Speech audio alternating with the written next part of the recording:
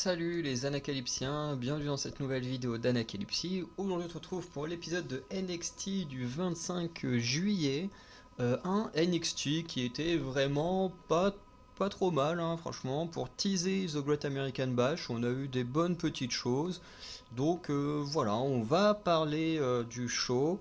Et puis demain, vous aurez mes pronostics de The Great American Bash. Voilà, par contre j'ai aucune idée de quand sortira la vidéo Great American Bash parce que je serai parti en week-end, en vacances dans ma famille. Donc voilà, j'essaierai de la sortir pas trop tard, mais voilà, vous aurez déjà au moins eu quelques vidéos avant ça. Donc on ouvre le show avec Rhea Ripley et Dominic Mysterio qui vont venir au ring pour se vanter qu'ils dominent toute la WWE puisque Dominic Mysterio est le champion nord-américain, puisque Rhea Ripley est la championne du côté de Raw. Ouais, je crois que c'est bien du côté de Raw que son titre. Oui, c'est le même que Seth Rollins, donc du côté de Raw. Euh, Aussi que pas Finn Balor, mais Damien Priest est Senior Money in the Bank. Bon, par contre, Finn Balor il possède rien du tout, mais c'est vrai que rien qu'à eux 3 il domine quand même pas mal parce que Dominic il domine une partie de NXT grâce à son titre, Rhea Ripley une partie de la division féminine et du côté de Raw et puis du coup Damian Priest lui il est un danger pour absolument tous les champions sauf Dominique. Euh, donc, euh, donc voilà, et en plus Finn Balor peut peut-être devenir champion de Raw World Heavyweight là, lors de SummerSlam. Donc voilà, on ne sait jamais ce qui peut se passer, il peut y avoir des petites surprises. J'ai déjà une petite idée du scénario qu'il pourrait y avoir à SummerSlam du côté du titre World Heavyweight, mais j'en parlerai lors des pronostics de SummerSlam, pas pour tout de suite, mais ça arrivera très vite parce que je crois que c'est dans 2 semaines, un truc comme ça, 2-3 semaines SummerSlam, donc ça va arriver très vite. Et du coup, on a Wesley qui va venir au ring pour confronter Dominic Mysterio et Rhea Ripley pour son titre, hein, puisqu'il a perdu à cause d'une intervention. Donc pour lui, c'est toujours son titre. Et il veut un rematch, il veut récupérer son titre. Mustafa Ali va intervenir en disant que voilà, il a beaucoup de respect pour Wesley, qu'il n'en a aucun pour Dominic, qui a tout volé, puisqu'il a volé son opportunité au titre, puisqu'effectivement à la base, Mustafa Ali était le challenger numéro 1 au titre et au final il a jamais eu l'occasion de combattre pour le titre, hein. Avant lui il y a eu Dominic Mysterio, quand Dominic Mysterio est devenu champion il y a eu Butch, il y a eu Sami Zayn et lui il est là en train d'attendre d'attendre alors que normalement c'est lui qui aurait dû affronter Wesley. Et au final il va également lui dire qu'il a volé le Frog Splash, qu'il a volé le 619, enfin bref, Dominique il prend un peu cher. Mais après une esquive de Dominique, du coup Mustafa Ali va porter un coup sur Wesley, les deux vont se mettre à s'affronter, enfin à se frapper dessus et tout, jusqu'à ce qu'ils se rendent compte que voilà, ils attaquent pas vraiment la bonne personne. Et on s'arrête un petit peu là pour ce segment, qui je trouve est un très très bon segment de début de show pour teaser The Great American Bash. Voilà, puisqu'on se retrouve dans un triple threat match entre Mustafa Ali, Wesley et Dominic Mysterio. On passe ensuite au tout premier match de la soirée. Alors match que je ne m'attendais pas du tout en premier match opener et tout ça. C'est Schism avec Joe Gacy, Rip Fowler et Jaeger Reed contre Ilya Dragunov, Carmelo Hayes et Trick Williams. Et on a eu un match plutôt honnête, hein. J'ai pas trouvé que c'était le meilleur match de la soirée, mais je l'ai quand même trouvé très bon. Parce que je trouve qu'il y a un match ou deux en soi que j'ai trouvé quand même mieux. Mais voilà. On a eu quand même un bon travail d'équipe du côté de Schism comme d'habitude. Du côté de la team Melo, c'était un peu plus compliqué, surtout de faire équipe avec Dragunov, puisque Carmelo et Trick Williams mixent extrêmement bien tous les deux. Mais par contre, avec Dragunov, fallait que ce dernier il rentre dans le ring dans ce que j'appelle moi les tags forcés, parce que sinon le tag n'aurait jamais été fait avec lui. Et à la fin, on a également Alors on a deux hommes masqués qui vont faire tomber Rip Fowler et Jaegerhead du coin du ring pour éviter que Joe Gacy fasse le tag. Donc on doute très bien que ce sont les Creed Brothers déguisés en membres du Schism. Et du coup, Carmelo Hayes va faire un tag forcé sur Dragunov pour porter sa descente de la cuisse et remporter le match. Donc, ce qui est intéressant, c'est que voilà, même si la team du coup Melo a pu quand même travailler ensemble, on a quand même des tensions et notamment avec euh, comment dire, Trick Williams et Dragunov, puisque Dragunov va involontairement porter un coup de boule à l'extérieur du ring sur Trick Williams à cause d'une esquive, je crois, de Joe Gacy, et qui du coup va créer des tensions qui dureront à peu près tout l'épisode. En tout cas, c'était un bon match de début de show, pas mon préféré, mais c'était quand même pas mal avec tous les gars qu'on avait. Ensuite, on a eu Von Wegner contre Javier Bernal. Avec une victoire très facile de Von Wegner. Je ne saurais pas comment appeler son finisher, mais qui était vraiment stylé. Vraiment, il t'a soulevé Javier Bernal au-dessus de sa tête d'un bras pour l'écraser au sol. C'était vraiment impressionnant, je trouve. Et ensuite, à la demande, pourquoi la demande? À la demande du public, Von Wegner va envoyer Javier Bernal à travers la table des commentateurs. Et en plus, cette fois, son manager, au lieu de vouloir le calmer et le retenir, il va clairement lui dire: allez, vas-y, fais-le. Vas-y, tu vas être accepté, tu vas être aimé par le public, bah vas-y, fais-le. Le public, il va scander: je suis avec toi maintenant. Et c'était très cool. Et ensuite, il se prend un violent spear de la part de Braun Breaker. Franchement, je m'y attendais pas du tout. Du coup, on va du coup se lancer dans une rivalité entre Braun Breaker et Von Wegner, ce qui est plutôt intéressant parce que Braun Breaker fait partie des plus gros heels de NXT actuellement et Von Wegner commence à devenir un babyface plus ou moins, et je pense que du coup mixer ces deux-là en rivalité, je pense que c'est une bonne idée. Parce que je pense que Braun Breaker il va envoyer des promos où il va trash talk Von Wegner sur sa photo, sur son enfance et tout ça. Et du coup, je pense que ça va pousser le public à encore plus vouloir soutenir Von Wegner. Donc, je pense que, honnêtement, enfin, après, c'est que mon avis, mais je pense que c'est une très bonne idée de mettre en rivalité Breaker et Von Wegner. Ensuite, on a un petit segment. Alors, au début, je pensais pas en parler parce que bon, ça m'intéressait pas, hein. On a Gable Stevenson qui vient au ring pour parler de sa décision. Est-ce qu'il doit aller faire les Jeux Olympiques? Est-ce qu'il doit signer à NXT? Honnêtement, j'en avais rien à foutre. Voilà, Gable Stevenson, on l'a jamais vu rien faire. Alors, certes, il a soutenu Eddie Thorpe et foutu quelques souplexes il y a 2 semaines ou trois, mais à part ça, voilà, le gars, ça fait des années qu'il est annoncé comme un gros projet et qu'on l'a jamais vu rien faire. Donc honnêtement, j'en avais rien à faire.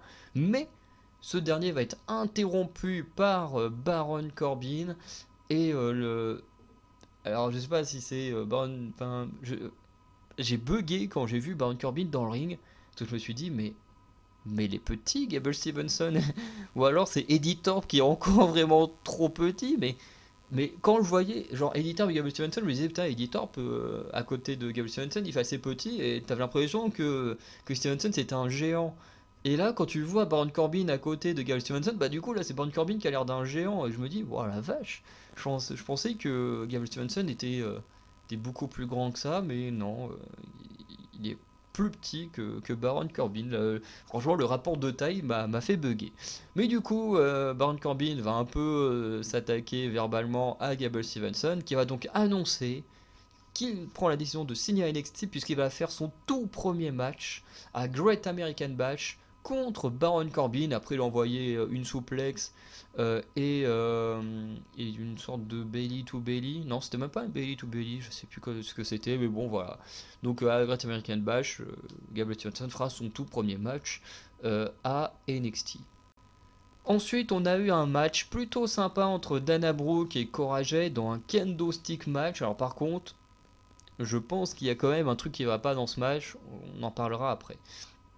Parce que le match en lui-même, il est vraiment sympa. En plus, j'ai adoré le style de Cora Jade avec son sorte de maquillage au niveau des joues.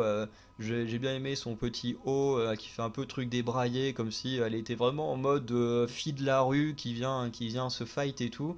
Donc en même temps, après avec Couragette, je suis jamais très objectif parce que c'est ma petite préférée de NXT. Mais voilà, j'ai adoré son style.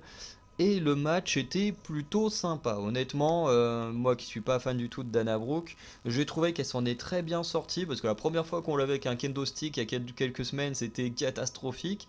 Et on sent qu'elle s'est bien entraînée parce que là, elle a envoyé des vrais coups. C'était bien violent comme on le souhaitait. Franchement, les deux ont dégusté des coups de kendo stick. Honnêtement, j'aurais pas aimé les recevoir. Ça s'est fighté un peu dans tous les coins, c'était vraiment très cool.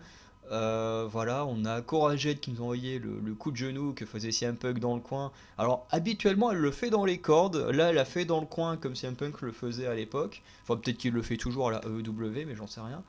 Et je trouve ça toujours trop cool, même si je préfère quand elle le fait dans les cordes parce que je vous dis c'est plus impressionnant parce que l'appui dans les cordes il est plus compliqué à avoir que dans le coin.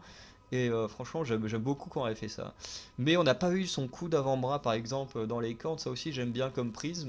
Ou son drop kick aussi dans les cordes. Mais bon, là, on les a pas eu cette semaine, ces prises-là, que je trouve vraiment très cool. Bref.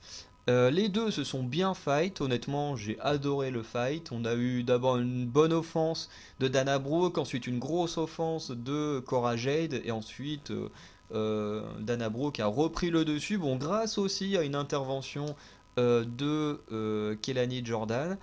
Et voilà, Dana Brooke a terminé le match notamment avec une souplex. Alors elle avait pris une chaise que Cora Jade avait ramenée précédemment. Elle a posé plein de candle stick dessus. Elle a fait une souplex à Cora Jade sur ce tas d'objets avant d'envoyer une Swanton Bomb qui en vrai était vraiment belle la Swanton Bomb. Voilà, je suis pas hyper fan de Dana, mais il faut avouer que là, sa Swanton Bomb a été plutôt jolie. Bon, elle est pas retombée précisément sur Cora Jade, mais franchement, elle était super belle. À nouveau avec les objets en dessous, donc l'impact fait que Cora Jade prend encore plus de dégâts. Et du coup, victoire de Dana Brooke là-dessus. Je me dis, bon, j'aurais préféré que Cora elle gagne, forcément, mais j'ai trouvé que le match était très bon. Donc voilà, belle victoire de Dana Brooke. Après, il y a eu utilisation d'objets, tout ça, donc c'est pas. Du coup, on se dit, enfin, je veux dire, tout le monde reste fort, voilà, comme dirait Sturi, surtout dans ce genre de match, quoi. Du coup, là où j'ai envie d'être un peu tatillon, c'est que ça s'appelle un kendo stick match. Donc, dans la logique, le seul objet qu'on devrait pouvoir utiliser serait le kendo stick. Et pourtant, bon, Cora Jade a ramené une chaise, elle l'a dépliée pour asseoir Dana Brooke dessus, et je pense très certainement la frapper avec, hein. Mais Dana Brooke, elle s'en est servie. Bon, certes pour son finisher, où elle, voilà, mais elle s'en est aussi servie pour frapper Cora Jade, si j'ai bonne mémoire. Et pour moi, ça devrait être une disqualification. Parce que c'est pas un chair match, mais un kendo stick match. Donc pour moi, tu devrais pouvoir utiliser que le kendo stick et pas d'autres objets. Et du coup, je me suis dit, il y a quand même un petit flou dans les règles là, c'est un peu bizarre. Bon, après, c'est pas non plus hyper dérangeant quoi. Je crois qu'elle a dû mettre un ou deux coups de chaise, donc c'est pas non plus très grave. Mais en soi, pour moi, tu vois, je me dis, on n'est pas dans un TLC ou dans un chair match, on est dans un kendo stick match. Donc pour moi, à la base, seul le kendo stick pouvait être utilisé. Mais bon, l'arbitre il dit rien, donc on va faire comme si on n'avait rien vu. Ensuite, on a sûrement un des matchs que j'ai préféré du show, c'est Tony D'Angelo et Stax contre Lucien Price et Bronco Nima, parce que on a deux équipes qui fonctionnent hyper bien et qui ont vraiment très bien mixé ensemble. On a Reggie Scripps, qui était aux commentaires, voilà, pour parler du match et tout, jusqu'à ce qu'il se fasse agresser par Axiom. Voilà, ça c'était plutôt sympa. Et le match, franchement, il est vraiment très bien. Que ce soit du côté de Angelo et Stax, ça mixte à merveille. Ils te font des trucs à deux, c'est génial. Lucien Price et Bronco Nima, c'est pareil. Les deux mecs, Tu sens que voilà, c'est une vraie équipe. Parce que à la WWE, il y a des équipes, quand tu les vois, tu te dis waouh, ces équipes-là, elles sont géniales. On peut penser à Angelo et Stax qui fonctionnent à merveille, Nima et Price qui viennent tout juste de débuter à NXT. Tu sens qu'ils mixent à merveille. Mon équipe préférée de toute la WWE, les Pretty Deadly, tu les vois, mais ils mixent à merveille. Et tu as des équipes, des fois tu demandes d'où ça vient, qui franchement qui fonctionne pas, tu vois, que tu sens qu'ils ont pris deux personnes comme ça dans le roster, ils ont fait toi et toi, on n'a rien à faire avec vous, hop on vous met en équipe, et bah souvent ça fonctionne pas, des fois ça marche, hein. Liv Morgan et Raquel Gonzalez, Rodriguez, ça marchait un petit peu, honnêtement c'était pas la meilleure team qui existait mais ça fonctionnait un peu. Mais des fois ça marche pas du tout, mais bon c'est comme ça. Là, on sent que l'équipe elle marche très bien entre Nima et Price. Franchement, ils te font des trucs à deux, c'est incroyable. T'as ce moment où t'en as un des deux qui envoie Stax dans les cordes, qui le récupère, qui le lance en l'air. Du coup, c'est l'autre qui le récupère dans les bras. Du coup, le premier il se met à genoux et le second il lâche Stax sur le genou du premier. Bref, ils te font des trucs à deux, c'est trop bien. Deux très bonnes équipes qui s'affrontent. Et pourtant, hein, je suis le premier à dire que je suis pas fan des matchs par équipe, mais alors celui-là, franchement, je l'ai adoré. Et au final, on a Angelo et Stax qui vont porter une sorte de finish à deux sur l'un de leurs adversaires pour gagner le match. Et on aura Gallus qui va apparaître à l'écran et qui vont plus ou moins accepter le match de championnat face à Stax et Angelo. Donc voilà, c'était plutôt un bon moment. À la suite de ça, on a l'émission Supernova Session avec le Métaphore qui vont offrir une fausse coupe à Noam Dar afin que ce dernier reprenne ses esprits. Et c'est marrant parce que quand il voit la coupe au début, il se frotte un peu les yeux. Et puis d'un coup, il pète un câble, il saute de joie en mode ouais, ma coupe, ma coupe. C'était trop marrant parce que effectivement, Noam Dar qui n'était pas clear pour faire le match contre Nathan Fraser, techniquement, bah, il n'a jamais perdu la coupe. Certes, il a perdu parce que Romensa a pris sa place, mais de lui-même, il ne l'a pas perdu. Et j'ai trouvé ça hyper intéressant. Du coup, il se retrouve avec sa propre coupe. C'est un peu, tu sais, une coupe par intérim, quoi. T'as la coupe officielle, la coupe par intérim. C'est un peu ce qu'il y a des fois avec des ceintures, notamment dans le monde de la boxe. Du genre MMA, UFC, des fois t'as des trucs par intérim, les trucs officiels, puis après tu fais un match pour unifier les deux et du coup qu'il n'y ait plus que le titre officiel. Et je sens qu'on va partir sur un délire comme ça entre Nathan Fraser et Noam Dar. Voilà, c'était plutôt intéressant. Forcément, Dragon Lee, Nathan Fraser sont intervenus, Yulisa Leon et Valentina Feroz aussi. Petite baston, les Faces restent debout à la fin. C'était plutôt sympa, voilà, il n'y a pas grand chose de plus à dire, c'était juste sympa. Ensuite, on a un match Rhea Ripley contre Lyra Valkyria, donc match très très cool. Sûrement mon deuxième match préféré de la soirée parce que Rhea Ripley contre Valkyria, ça a mixé à merveille. Franchement, on a eu des très belles offenses des deux côtés.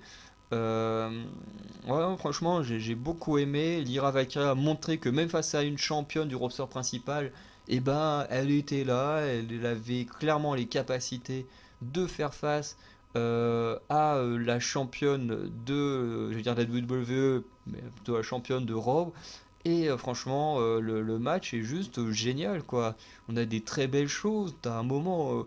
Alors ça m'a entre guillemets choqué parce que je m'attendais pas. Mais souvent, on ira avec Kyria, elle te pousse Rhea Ripley de la troisième corde à l'extérieur du ring. Tu te dis, mais la chute. Alors on avait déjà vu ça dans d'autres matchs, mais c'est toujours un move qui m'impressionne parce que la chute est hyper violente.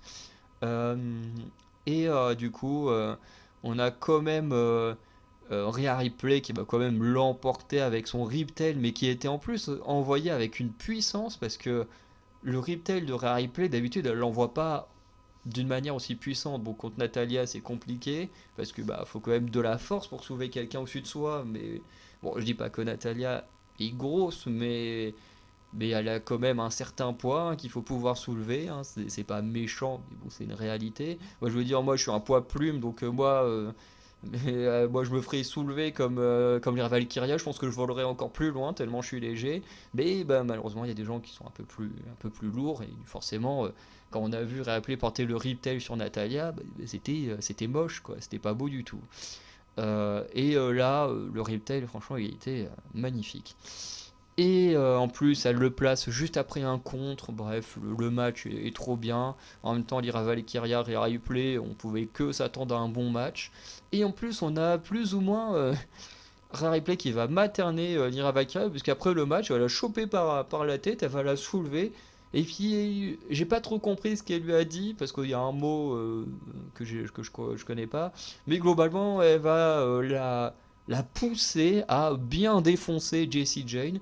Donc Rhea Ripley, voilà, elle materne un peu Lyra Valkyria, elle a vu la valeur de Lyra Valkyria, et voilà, elle repart un peu, en fait c'est un peu sa manière de montrer son respect à Lyra Valkyria, mais sans forcément lui serrer la main ou des trucs comme ça, parce que bah, c'est pas non plus une face, mais j'ai trouvé le match, le petit moment de fin là, vraiment, vraiment sympa. Et on termine du coup sur Trick Williams qui veut régler ses comptes avec. Mince, j'ai mis avec Trick, le mec veut régler ses comptes avec lui-même. Avec Dragunov. Parce que, bah, comme je disais, dans le match opener, Dragunov lui a envoyé son fameux coup de boule sans le vouloir, à cause d'une esquive de Joe Gacy. Et du coup, bah, les deux hommes vont se fight, hein. Au début, Trick Williams va prendre le dessus à l'extérieur du ring, mais sur un contre, Dragunov va reprendre le dessus. Il va exploser Trick Williams.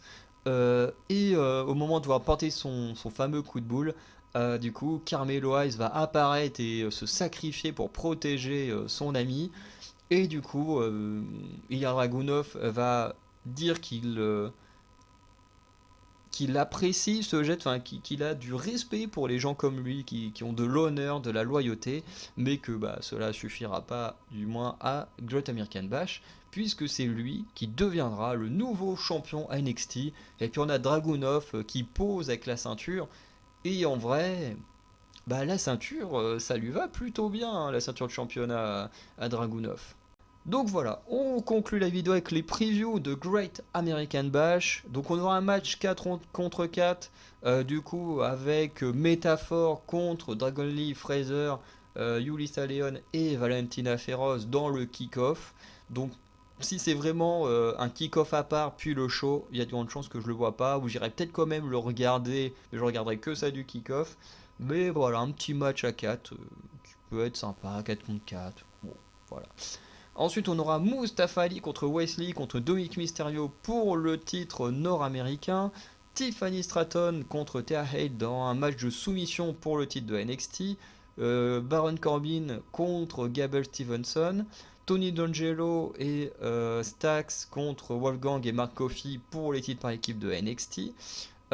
Et Roxanne Perez contre Blair Davenport dans un One Points Wild Match. D'ailleurs, ils ont continué à teaser Great American Bash avec une baston dans une épicerie qui était trop bien, c'était bien violent. Alors ils ont foutu le bordel dans toute l'épicerie, mais j'ai beaucoup aimé cette petite vidéo. Et forcément on aura Carmelo Hayes contre Ilya Dragunov pour le titre de NXT. Donc j'ai très très hâte de voir ce show de Great American Bash. Parce que ça a l'air d'être du lourd. Franchement, ça annonce du lourd. Tous les matchs qu'il y a ont l'air vraiment incroyables. Donc j'ai hâte de voir ce que ça donnera.